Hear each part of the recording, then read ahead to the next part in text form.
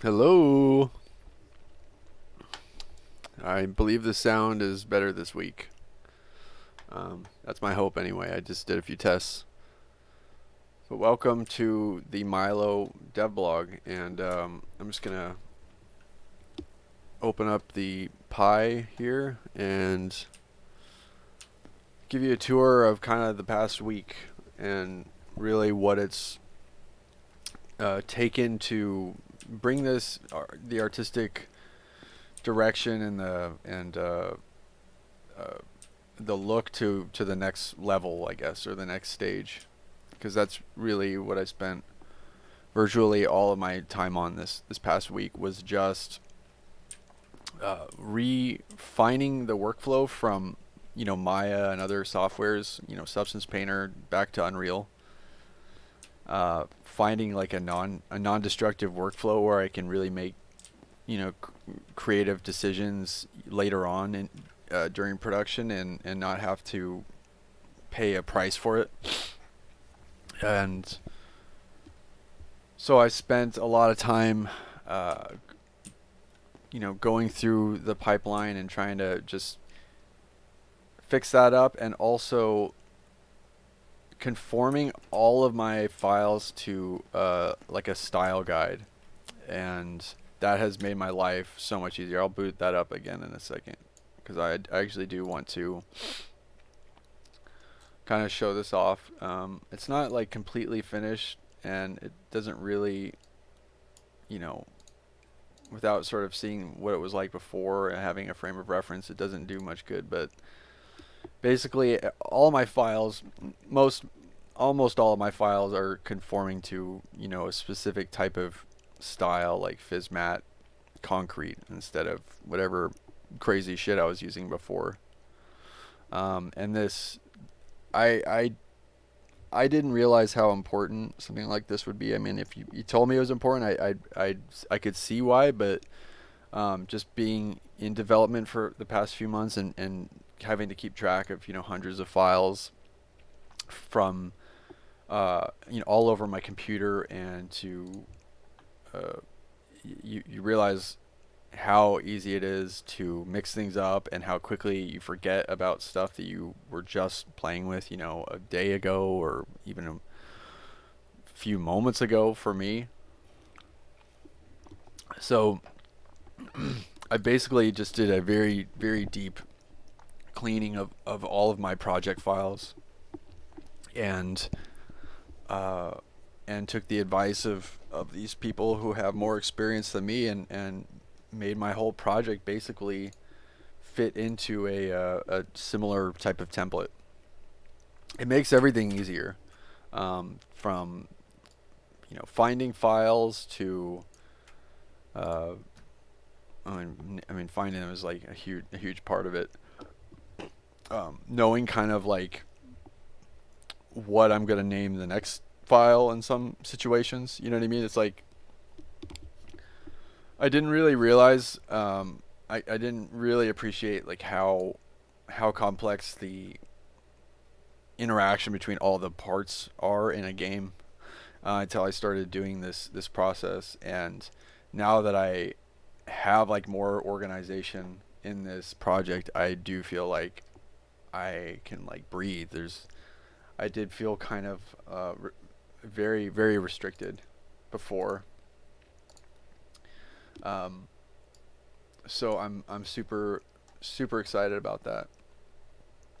And it's not totally done. I kind of got distracted, and I thought, well, I'll finish up the last lap a little later, and of course I haven't yet. But as I go through files, and I get reintroduced to older to older files in my project, I'll go through and I'll just start naming, renaming stuff, and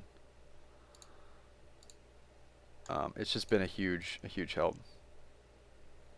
So back to the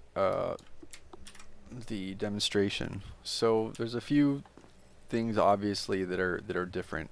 There's a uh, reflections. I guess I don't know how else to put it.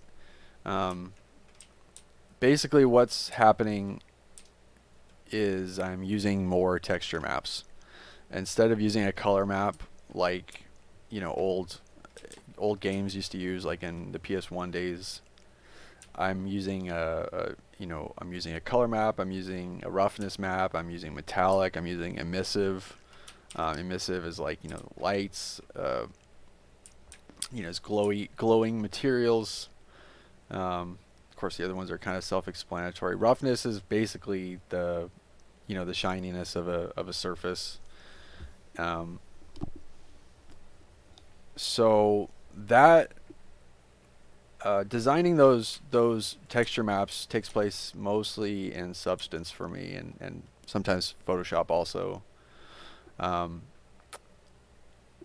and you know what? I'm just going to detach here and fly around for a second, because this building is kind of a new thing. I reapproached.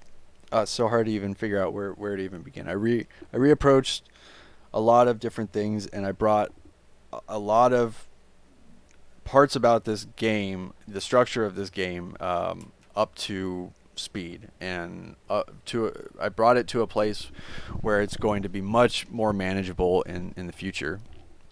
And it's not like exactly where I want it to be. There's still tons of work to be done, but I feel really good about at least in terms of like a map design and environment design.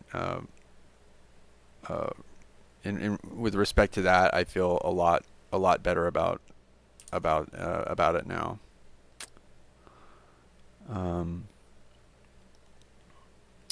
So yeah, and of course the cream machine looks different. I spent a lot of time on this bad boy. I wasn't too happy with the way the last one turned out, or I was happy, but I wanted to take it a little bit further. I felt like this could be better, and once I had started sort of slapping on some normal maps and roughness maps on like this wall texture, for example, I kind of fell in love with the way the light interacts with the low resolution textures, because this game still definitely is in the low poly and retro realm. I want to keep it there, but I also want to leverage like really my strengths, which are art and design. It's computer programming obviously isn't my strength. If you know me or watched any of this shit, then you'd know that. So I'm trying to. I do want to have more tools in my arsenal than just using the color map, and I think this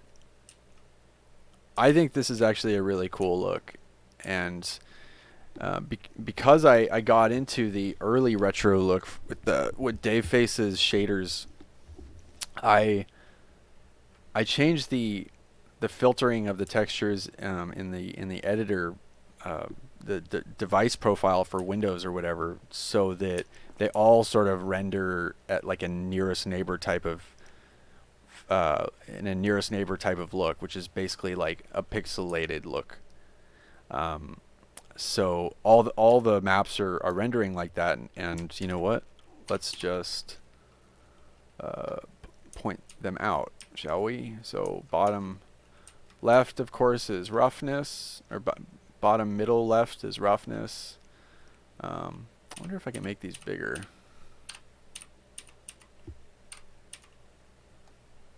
This is color.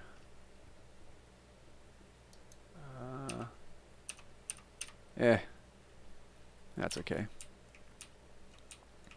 But anyway, you get the idea. No one gives a shit about me explaining this. But there's other people who can explain it way better than I can. But I'm using that same type of texture filtering that the color map uses on other ones, and I think it's got a really cool look, because it's sort of it's like a callback to kind of that era, while still giving me a chance to use some of the really powerful visual tools that Unreal has. And at the end of the day, I want I want people to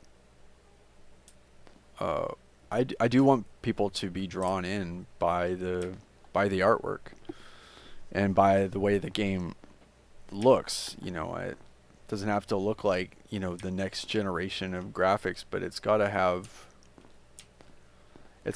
some a visual appeal that looks like of this era. And I'm excited about it. So, and seeing the lights sort of play off one another. I've got like a directional light up here. I've got two actually. One of them's kind of a more expensive one, and then I got a static one that has some baked lighting that casts some shadows over here. And I like that a lot because I feel like there's a good amount of illumination right now. I still have so much to learn about lighting in Unreal. I mean, it's insane how deep it goes, but I'm getting to a point where I'm starting to feel, you know, the environment, and it's starting to have kind of a thematic, uh, quality.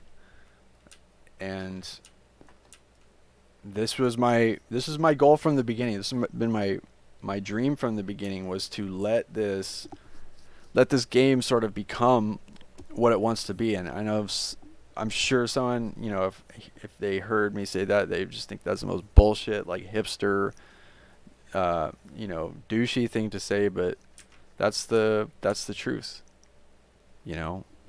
And it's really starting to take on a mind of its own and have it's starting to turn into a game that I want to play, which is really kind of the most important thing to me. Because if I want to play it, then I know there'll be other people who want to play it. All right, so of course the cabinet of the cream machine I've put a lot of work into. It's still fully functional. It delivers a power up on insert coin. All the logic is still there. I've yet to do really any work on designing more power ups and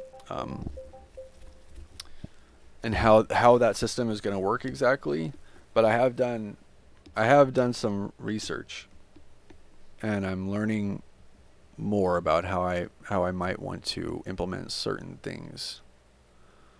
And this little sign here, I would like to make this cooler and more believable, and more fun.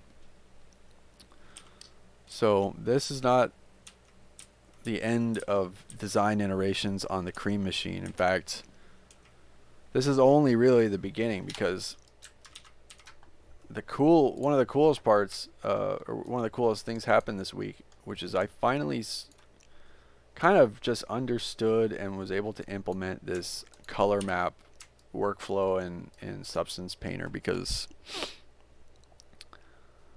I really was in dire need of a non-destructive workflow, which just basically means that I need to be able to make changes and not have to go through insane amounts of work just to implement them. I want to open up this, I want to make some changes, and then export my textures and then have it be done. Or if I need to change the shelves or add more boxes to this texture set, then I'll be able to do that too. And the way I've been able to do that is through ID maps, which are basically textures applied to these color IDs. Instead of having to go in and manually mask out certain things in UV space, now all of my textures, 95% of my texture information is happening in 3D space and not in UV space. So I can do whatever the hell I want, and it'll be ready to be worked on and updated. So super powerful workflow. And let's see if we've got the window door group. I think that's the one I did earlier this week, and didn't spend very much time on the textures because I really dug deep into perfecting this workflow, and it wasn't easy. I ran into some weird roadblocks, with this whole pipeline. There's a lot of things that are at play when trying to make a workflow more optimized, and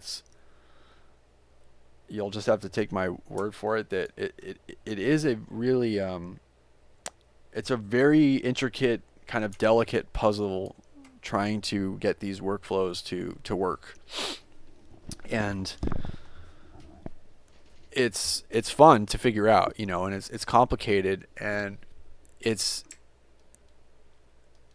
always been a mysterious thing to me, and in some ways it still is, but it's mysterious for a reason. And it's because, like, when you try to search online for certain things, what's a good workflow from this or that, or like, you run into the same problem every time with respect to these types of issues with 3D, and that's, no one knows like what you're trying to accomplish, and depending on what you're doing, your pipeline is going to have much different needs. So there really is no substitute for experience in this like area. I haven't found anything like that. It's really just amounted to me spending dozens and dozens of hours shuffling things between programs to finally make kind of a pretty major breakthrough with respect to my workflow. So it's pretty freaking cool. And to be honest, I miss programming. I do. I wanna go back. I want to learn more. I want to expand on the cream machine. I want to see what kind of stuff this machine wants to make. I also want to really have a solid idea for the premise of the game, I guess, for and the story. However nonsensical it is, I want it to be locked down, because I'm getting to a point where sometimes when people ask me about it, I sound like a complete insane person. And part of that is because my idea for having like something like a cream machine and having a rat playing maracas who's also saying I'm screaming for creamin'. A lot of this stuff makes me look batshit insane to begin with, but the truth is I want to be able to have a very short pitch, and instead of talking people's ear off and boring people to death. So I am going to be working on that too.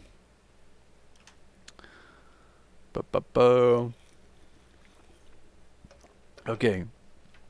Also, today was day 2 of working on kind of the roof of this, and there were some interesting challenges there, but one of the best parts about this part of the project, and this actually applies to the floor and the walls, is that it's completely modular.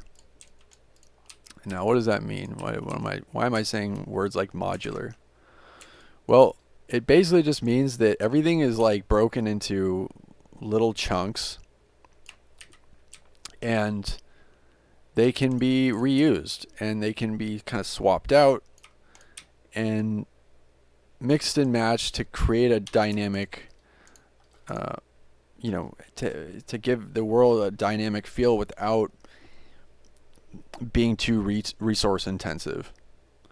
So it's basically like I guess, for lack of a better way of putting it, it's just like a tile set, a way I can, you know, kind of just put some tile, arrange tiles to my liking, uh, and then move on. And it's a really powerful way to build environments. And I don't know if there's a better way exactly, but it's what I commonly see online and in tutorials, and and it makes sense to me because it optimizes your workflow in terms of like all of the aspects of 3D, like UV mapping. I don't want to do UV maps more than once or more than I have to. Uh, um, and other stuff. I mean, it's just an incredibly great way to work, and it gives a whole bunch of information in just a few files. Because like once I get it out of Maya and I get it into Unreal, um, I could have this whole warehouse, in just a few files, in terms of the geometry. And it can be broken up in such a way that I can expand on this. I can make a bigger warehouse if I want to, or a longer warehouse. I could put a window if I want a window.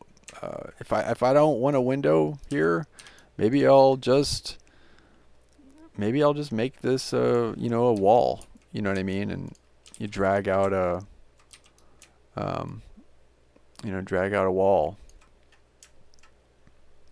So there's a lot of freedom that I've gained from really pushing myself to get this stuff working. And I think probably the most frustrating part about Unreal is the snapping. Snapping is just not something that Unreal likes to do. It's not intuitive.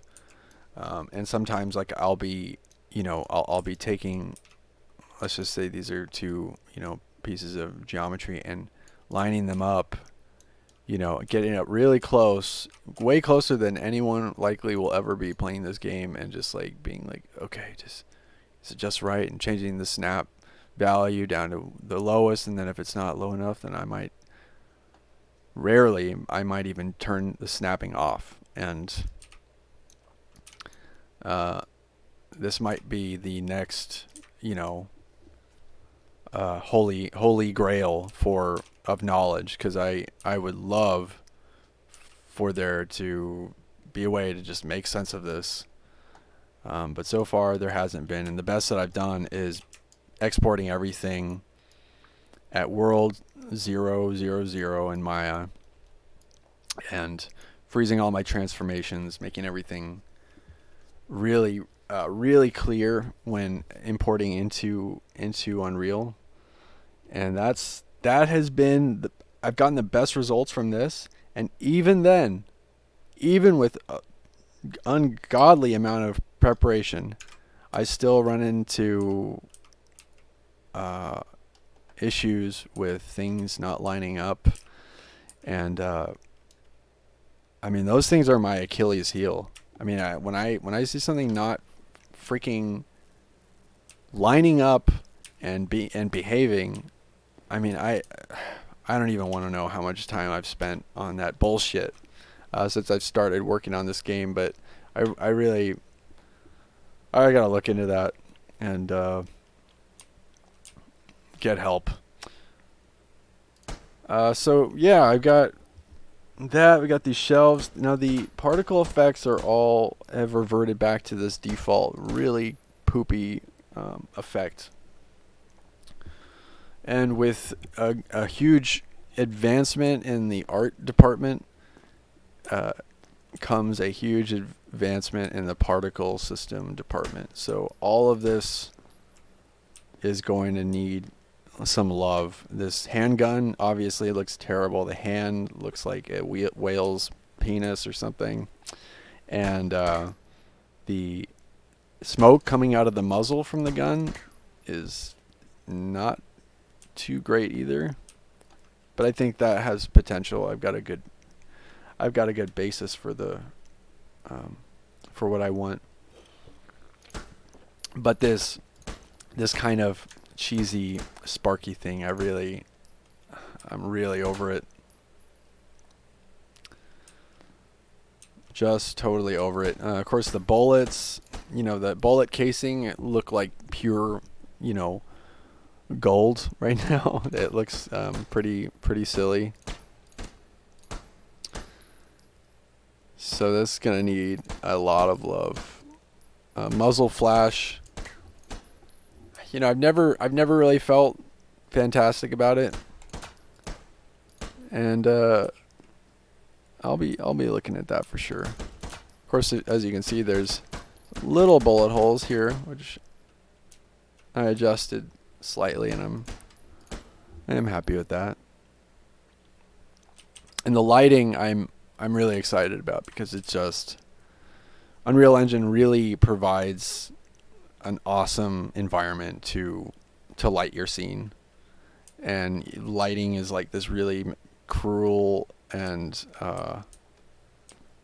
mysterious thing that I don't fully understand, but I know that if I get a few lights hooked up and I've got some pretty good geometry and some halfway decent textures and whatnot, that this engine will deliver. And it certainly has these beautiful casted shadows. Were a pleasant or a nice little treat after spending quite a bit of time, pushing vertices around and figuring out some of the UV map garbage that was happening on this god awful roof. But I'm happy with it.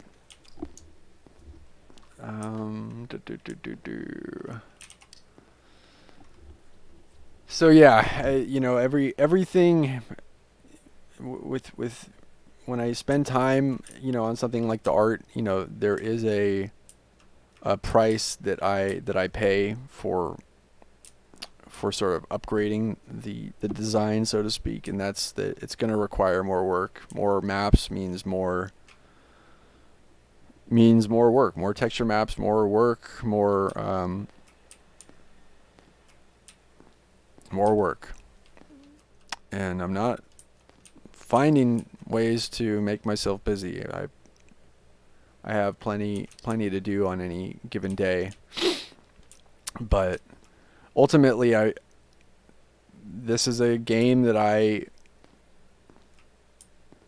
just have to be proud of, and I mean, what would be the point of going to art school for years and just to make something that a junior programmer with no artistic background can do,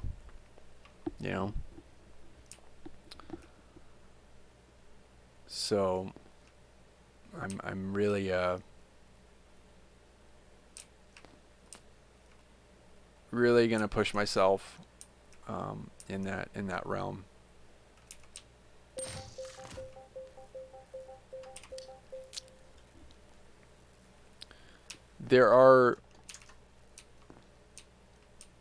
Were there any other things that I wanted to discuss? I'd like to dive a little bit more into materials and learn a little bit more. It's still is kind of lost on me. I can do some things in the material editor, but I'm far from proficient with it.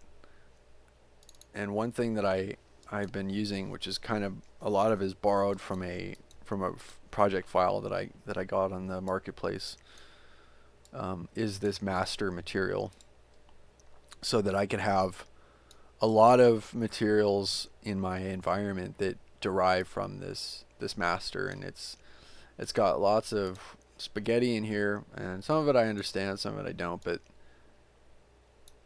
needless to say, this is going to give me a lot of freedom in terms of having a lot of materials that are instanced off of this master material. And I think it's going to be really performant, and that'll free me up to make a second, standalone material for things like, like glass, things that are going to maybe require, at least in my case, their own material, something that I couldn't tell you anything about. But there is glass here separating the cabinet and the back of the machine, and I would like to have some fingerprints and little grunges and stuff. You can actually see the reflection, kind of, or I don't know if it's a reflection or a refraction or what, but it's, the glass is there, but it has no way of it is not showing us that it's there. I don't know, that sounds dumb. So yeah, that's been this week. It's been an intense week, and I am really excited to dive back into my zombies, and the characters, for that matter, and all the multiplayer mechanics. I mean, there's so much to do, and I can't wait to see. Let's see if we can get these guys open here. Yeah, so we got some cool our multiplayer guys, and these models are gonna need some love after this environment, and that's super exciting, because that's one of my favorite things to do. It is my favorite thing to do is doing, characters or people, and I am really excited to see what I can do with humans. What is that going to even mean? Are they going to have eyes? I sort of had already resigned myself to the idea that there would be no eyes in this game, because it was just like too much. But I'm starting to think that maybe this is going to necessitate eyes. Maybe some, who knows, maybe some blinking, and that's a whole other lane that I'm going to dive into, at least at some point. And of course the gun, I want to really make this gun nicer, and the hands. That's what I wanted to mention. The hands in the first person point of view, probably out of all the things of this project, are the thing that terrify me the most. Because the hands are so easy to get wrong, and I'm not a hand expert in any way, and I don't know exactly how I'm going to approach this. I may wind up getting some sort of prepackaged blueprint, thing off the marketplace. I'm going to do some research on that and see if there's maybe a way I can find something as a starting point that's got pretty good hands, and maybe use that as a platform to jump off and kind of add my own flair, because I don't have any interest in building hand models and animating them from scratch. And if that is any indication of how other things have gone, you know, in terms of stuff I found online, I imagine there's a good resource. Because I try not to cut any corners, and I try not to leave any work in the to be done by someone else. In the sense that if I don't know how to do it, I want to learn it. I don't want to just like purchase it, purchase a plugin or something like that, and then implement it.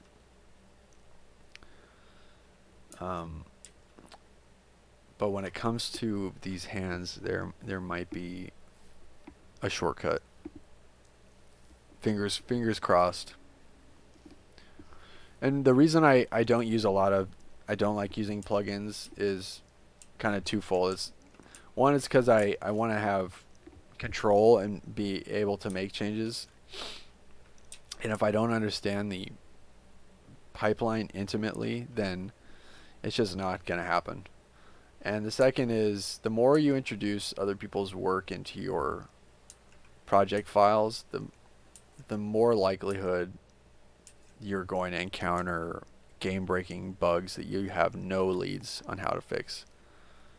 There's sometimes things that crash my game already, and nothing new has been introduced as far as I'm concerned, and it's still a pain to bug fix.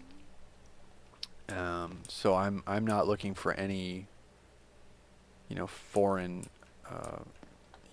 bacteria to get into the system that I've got going on.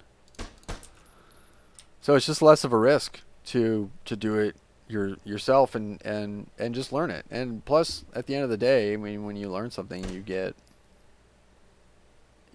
the freedom to make it on your own and to explore and all that crazy fun horse shit. But yeah, this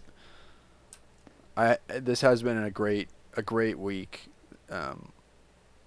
and there's so much cool stuff that's going to be happening in the next few weeks, and I think that the next sort of milestone that I'm looking at in the short term is getting those zombies looking and feeling kind of right, and having their death feel nice, having maybe some loot drops. Of course, all those things that's a lot of projects and mini projects, tied up into what I just said. But I think I'll get there sooner than later. And I guess, and the last thing I'll show off is there's replicating flashlights, which is something I'm very, very proud of. This is something that wasn't happening for me for a while. Oh, let me get those boxes back. But now it's replicating the offset and the yaw, the movement on I believe it's the yaw axis. So I'm super excited, and if I can, I'd like to turn on shadows on the character again. The reason I turned them off is because why did I turn them off? No, that's not right. It's called human now. I turned them off because the flashlight was including that shadow. So let's go over here to shadow, to mesh, dynamic shadow, compile. So let me make this a little bit bigger here. And let's